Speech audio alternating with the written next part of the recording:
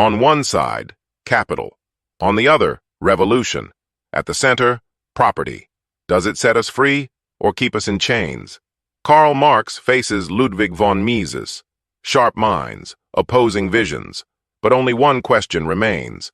Should private property be protected? The floor is now Marx's. Protected? Private property was built on the blood of those who own nothing. They call it a right, but it's legalized plunder. The worker builds. The bourgeois signs the deed. The people plant. Capital harvests. And they still dare to call that justice? The private ownership of the means of production is not a right. It's the denial of all rights. It doesn't protect freedom. It protects domination. Because a man who owns nothing but his labor is not free. He's a servant in disguise. You ask if it should be protected. I ask, how many more generations must the working class protect with their hunger the comfort of their masters? Private property should not be protected. It must be surpassed. Because as long as it exists, there will be inequality. There will be exploitation. There will be misery. And history, the same history that dethroned kings, will also tear down the invisible thrones built on deeds and titles. The floor belongs to Mises. Private property isn't a luxury. It's the foundation of civilization. Without it, man isn't free. He's a servant. When someone owns the fruit of their own labor, they can plan, build, dream. They have incentive. They have dignity. They take responsibility for their choices and live with the consequences. But when everything belongs to the collective, nothing truly belongs to anyone. The individual disappears. Responsibility fades, and freedom is replaced by commands. You speak of social justice, but is there justice where there is no property? Is there progress where no one reaps what they sow? History answers clearly. Where property was abolished, paradise did not follow, but rationing did, and fear, and censorship. So yes, private property must be protected, because by protecting it, we protect something even greater, the freedom of each person to own their own life. Marx, what if the state fails? Who watches the watchers? They say property is the foundation of civilization. But what kind of civilization is it, where millions live under roofs they don't own, die in wars they never chose, and labor in factories they'll never inherit? You speak as if man were born with a deed in his hand. But you forget that for centuries, men themselves were treated as property, not its owners. You praise personal responsibility. But what real freedom exists for those who wake up every day to trade sweat for survival? You speak of dreams, planning, dignity. But for most people, life isn't a project. It's a constant emergency. Where you see freedom, I see invisible trenches. Where you see merit, I see inherited walls. And your sacred right to property. Let me ask you this. How many lives have been crushed so a few could enjoy the luxury of calling that property theirs? Now, let's return to the mediator's question. A question even more uncomfortable. What if the state fails? Yes, it's a fair question, and a necessary one. Because in the wrong hands, the state can absolutely become a new oppressor, a new master. But here's where we truly differ. You fear the state. I fear class domination. You fear the politician. I fear the boss, the banker, the speculator, those who rule without ever being elected. Because even when the state fails, the people can still organize, protest, topple it, rebuild it. But when capital rules in silence, there's no ballot that can replace it, no vote that can cancel a debt. You ask, who watches the watchers? I answer, the organized people. But let me return the question. Who watches the market? Who punishes the shareholder who lays off thousands to raise stock prices? Who holds accountable the landowner who lets his land rot while the people starve? Who restrains the capital that funds wars, destroys forests, and profits from misery? In capitalism, the only judge is profit, and profit has no morality. Profit feels no compassion. Profit doesn't weep at the sight of hunger. You claim property guarantees freedom. But what kind of freedom is that, where everything can be bought, except the right to live with dignity? I do not ignore the dangers of the state, but between a state that might fail and a system that is a moral failure by design, I choose the fight for a new kind of state, a state that doesn't represent a class, but the end of all classes. I don't deny the risks, but what you call order is often just disguised submission, and what you call stability is the preservation of inequality. History doesn't move forward by protecting walls, it moves forward by breaking them down, and if the state betrays the people can overthrow it. But capital, it betrays the people every single day and still demands gratitude. So yes, we must watch the watchers, but even more urgently, we must free the ones still obeying. The people keep the state in check. But who keeps the market in check? Mises, does profit build or corrupt? Marx paints the market like a dark creature, driven by blind greed, eyes bloodshot with ambition. He speaks as if capital were some cruel god demanding human sacrifices in exchange for growth. But let's be clear, what you're describing isn't capitalism. It's the abuse of power. And abusive power exists in every system, including yours. You say that under socialism, the people can rise up and overthrow the state. Can they? Show me a socialist revolution that tolerated real opposition. Show me a communist regime where the organized people were free to choose a different path, without being silenced, exiled, or buried. Now, let's go back to the mediator's question, because it matters. Who watches the market? I'll answer with a better question. Who watches the baker, the tailor, the farmer selling tomatoes at the market? Because they are the market. The market isn't some shadowy force locked away in a vault on Wall Street. The market is us, you, me, everyone who trades value freely without coercion. And who holds it accountable? The consumer, the competition, reputation, the constant threat of failure. An abusive business loses customers. A bad product dies. An inefficient service gets replaced or collapses. In the market, there is no guaranteed throne. Every profit is a gamble. Serve people well, and you're rewarded. Get it wrong, and you're punished. Now, the state. That can fail and still survive. It can make colossal mistakes and still raise taxes. It can be inefficient, authoritarian, even corrupt, and never go bankrupt. Why? Because it holds a power the market never had. The monopoly on force. You say profit has no morality, but profit doesn't need morality to serve the common good. It only needs to reflect what people truly value. In a free society, profit only happens when you deliver something someone wants. It's a signal of efficiency, not evil. And more importantly, profit doesn't impose. The state does. You talk about idle land, but it's private ownership that creates the incentive to use land wisely. No one takes care of what belongs to everyone. History has proven that. You mention shareholders who fire people, but forget that those same shareholders hire people when times are good. A profit-seeking business needs customers, workers, and a healthy society. If it destroys everything, it destroys itself. If it ignores the social good, the market punishes it. Now tell me, in your system, who punishes the inefficient bureaucrat? Who removes the authoritarian leader from the Central Committee? Where's your built-in correction mechanism? One that doesn't require blood in the streets? Capitalism has crises, yes, but it also gives people the freedom to respond to them. There is poverty, but also mobility, and the chance to rise. And most importantly, there is choice. You can choose to consume or not, to produce or not, to change course or stay. And that is what terrifies the social engineers. No one's in total control. Is the market perfect? Of course not. But it's dynamic. It adapts. It innovates. And most of all, it responds to real incentives, not utopian promises. So let me finish where we began. Who watches the market?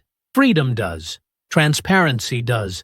Decentralization does. And above all, the most powerful force of all, the right to say no. Profit, punishment, merit. But what about dignity? Where does that live? Marx, where does the human begin and the system end? You say the market corrects itself, that profit rewards the good and punishes the bad. Tell that to the workers sewing clothes in suffocating sweatshops for pennies an hour. Tell that to the children mining cobalt for our batteries. Tell that to the families evicted to make room for buildings they'll never live in. You speak of bakers and tailors, but forget the bankers who manipulate currencies, the conglomerates that swallow entire neighborhoods, the monopolies that crush competition before it even starts. You say, the market is us. But us who? Because while some get to decide what they produce, others can't even decide if they'll eat today. Capitalism wears the mask of freedom, but its fabric is stitched with inequality. And now, the question that burns through this veil of rationalization: where does dignity live? Dignity, my friends, lives where the system doesn't. It lives in the wreckage beneath your statistics.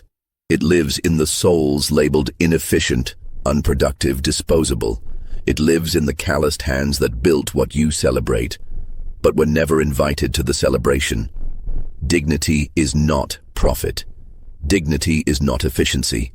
Dignity is knowing you have worth, even when you're not producing, even when you're sick, even when you can't afford to pay. And that is something the market has never understood, because the market has no heart. In the market, a hungry man isn't a tragedy. He's an inactive consumer. An elderly person with no income isn't a human being. He's a fiscal burden. A child without access to school isn't a lost future. She's an externality. So I ask again, where does the human begin and the system end? The human begins where you refuse to look. It begins in the womb of a mother, unsure if she can feed her child. It begins in the slums, where talent withers because opportunity never arrived. It begins on the margins of the world, where the rules show up late and the debt arrives early. And where does the system end? Always in the same place, in the profits of the few, propped up by the pain of the many. It ends in the exclusion of those who don't fit, those who don't produce, those who mess up the growth curve. It ends where dignity becomes a cost, where humanity becomes data. And when we ask why so much injustice, you answer with spreadsheets, with charts, with theory, but never with humanity. I'm not offering a utopia. I'm not promising perfection, but I am calling for a rupture. A world where a person's worth isn't measured by output, where bread isn't a reward, it's a right. Where education, medicine, and housing aren't government favors or market goods, but reflections of who we are as a society. You fear losing control. I fear a world where even compassion has a price tag, where even forgiveness depends on your credit score, where dignity doesn't fit in the budget. The human begins when the system yields, and if it won't yield, we will make it. If dignity is just a cost, does efficiency matter more than life itself? Mises. How far can the market go before it stops being human? Marx builds his case with powerful imagery: favelas, hungry mothers, forgotten children. And I don't deny that these tragedies exist, but the mistake lies in blaming them all on a single culprit: the market. You speak as if human suffering is the exclusive product of capitalism, ignoring that poverty, inequality, and injustice have existed for millennia, long before the first factory, the first bank, the first profit. The problem isn't the system of voluntary exchange, it's the absence of it. In the freest countries, the market doesn't exclude, it lifts. Life expectancy rises, infant mortality falls, access to information explodes, and where there's poverty, there's also mobility. The baker can become a business owner. The factory worker's son can become a doctor. No other system has enabled this on such a scale. You talk about exploited children, sweatshops, predatory monopolies. Yes, these abuses exist, and they must be confronted. But they are not sustained by the free market. They exist because it's missing, because of a lack of competition, a lack of choice, a lack of alternatives. Now, let's return to the mediator's question. How far can the market go before it stops being human? That question rests on a false premise, that markets and humanity are opposites, that efficiency is somehow inhuman. But I say this, it is efficiency that saves lives. Efficiency is what gets medicine to patients faster, what makes food cheaper, what brings energy within reach, what allowed a vaccine, developed in months, to reach the world in record time. And that didn't happen in a government committee. It happened in the market, not out of altruism, but out of interest. And that is the genius of the system. It transforms self-interest into collective benefit. You speak as if the market excludes the sick, the weak, the poor. But let me ask, which is more cruel? A system that gives you a chance to rise again, or one that leaves you at the mercy of a bureaucratic state that doesn't know you and has no reason to care? In a free market, every need creates opportunity. Pain creates demand, and demand drives innovation. It was the market that found cheaper treatments. That made cell phones affordable. That created entire industries that didn't exist a decade ago. It's imperfect, yes, but it's flexible. It adapts. It corrects itself. It reinvents itself. And as for dignity, dignity is the ability to try, to fail, to change course. It is not granted by decree, nor handed down by the state. It is earned when individuals are free to act. The market only stops being human when it is forbidden to function. When the state smothers initiative under layers of regulation, afraid of mistakes, and in doing so, crushes success along with failure. When efficiency is framed as a threat and bureaucracy is sold as virtue.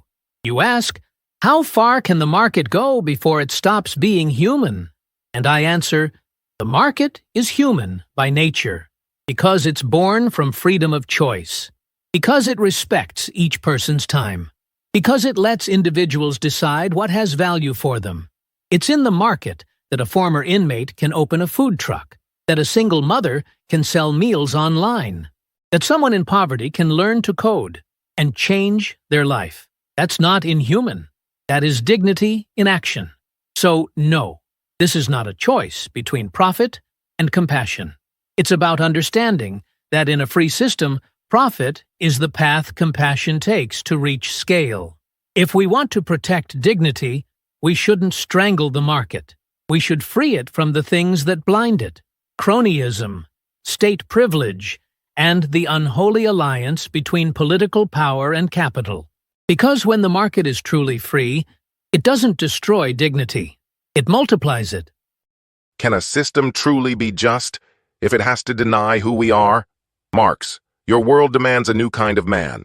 But does the real man fit inside that dream? You say the market is human. That profit is a bridge between self-interest and compassion. That efficiency saves lives. But I ask you, whose lives? Because while you praise the system that gets medicine to the rich, I see the lines in underfunded hospitals, the mothers losing children for lack of insulin, the elderly choosing between dinner and medication. You say the free market creates mobility, but you forget that for every success story, there are millions of stories that never even began. The baker who became an entrepreneur? Sure. But what about the ones who died as bakers, working themselves to the bone, invisible to your statistics? You say pain creates demand. And I say, what kind of twisted system needs pain to function? Pain shouldn't be a motor. It should be a siren. But in capitalism, pain is opportunity, it's business, it's profit. And that brings us to the question, the one that cuts like shattered glass. Does the real human being fit inside this dream? No, The real man doesn't fit in a bourgeois dream that reduces him to a cog. But he also wasn't born to crawl inside a system that trains him like an animal from birth. Capitalism sees man as either a generator of value or dead weight. If you produce, you're useful. If you get sick, you're disposable. They say my dream demands a new kind of man. But no, my dream demands that man becomes human again, that he reclaims what was lost, the time to watch a sunset without checking the clock, the right to dream without asking permission, the space to live without selling himself. You say the market respects freedom of choice, but what choice is there for someone with only two options: obey or go hungry? The freedom of the market is a mirage. It sparkles in the shop window, but it vanishes at the entrance to the ghetto. They say my system doesn't work because it demands too much of human nature. But capitalism demands far more. It demands that we accept injustice as normal, that we swallow inequality as the price of progress, that we call merit what is often nothing more than the luck of birth. I don't deny human flaws or weakness, but I believe the system should shape the world to lift the human spirit, not reduce it to jungle logic. My world doesn't require a superhuman. It requires a man freed from the humiliation of being priced, a man who can fail without being crushed, a man worth more than his ID badge, more than his productivity, more than his bank account. They say that's utopia. I say accepting the world as it is, that's inhumane. And here lies the greatest mistake of all, believing the human being can only thrive within capitalism's golden cage. But history has shown us, when the system chokes the human spirit breaks the system, because there is something inside us that can't be bought, can't be rented, can't be laid off. And that is where the true beginning lies, not in the making of a new man, but in the awakening of the one who's already here. Marx dreams of an awakened man. But what if man doesn't want to wake up? Mises, your world accepts man as he is. But what if he never changes? Marx accuses capitalism of training man from birth, yet offers in its place a system that re-educates him by force. He says the market only values productivity, but his political project punishes the productive, demanding they support those who can't, won't, or weren't chosen by the party to contribute. He says man doesn't fit inside the bourgeois dream, but in his system, man doesn't fit either. He must be shaped, purified, elevated. Marx's dream doesn't begin with man as he is, but with a man who doesn't yet exist. A man without ego, without greed, without error. And every time humanity has tried to build this new man, what it built was prison, silence, and fear. But what if man never changes? That is the most honest question of the night.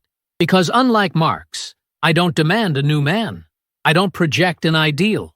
I accept man exactly as he is, with his flaws, with his greed, with his laziness, with his ambition, with his creativity, with his fear of failure, and his hope to succeed. That's why capitalism works, because it doesn't require angels. It just requires incentives. It doesn't impose virtue. It offers choice. It doesn't promise equality at the starting line, but it guarantees freedom in the race. And if man never changes, then he should have the right to remain imperfect, without being forced to obey another man, or a party, or a central plan, or a utopia disguised as moral authority. Marx dreams of an awakened man. But what wakes us up isn't the revolutionary's shout. It's responsibility. It's risk. It's knowing that choices have consequences, that success is earned, not redistributed by force. Yes, some will never change. Some will live without ambition. Some will fail by their own hand. But better a system that allows failure than one that forbids success. Socialism dreams big, but ignores the ground we walk on. Capitalism sees the ground and builds bridges using what man actually has: reason, desire, fear, ego. That's why it works. Because it doesn't force transformation, it allows freedom. Marx says capitalism sees man as just a number, but in the market, every person chooses. The poor can sell a service. The rich can go bankrupt. The invisible can be seen. And most importantly, no one needs permission to try. There is no ideal man in capitalism. Only the real man, and his chance to build something with his own two hands. You call that a jungle. I call it freedom. Two visions, two paths, one word, freedom, with opposite meanings. On one side, the market. On the other, the revolution. And in the middle, man. The system shapes the world. But who shapes the system? Is it still us? The debate ends, but the question remains. Or does it?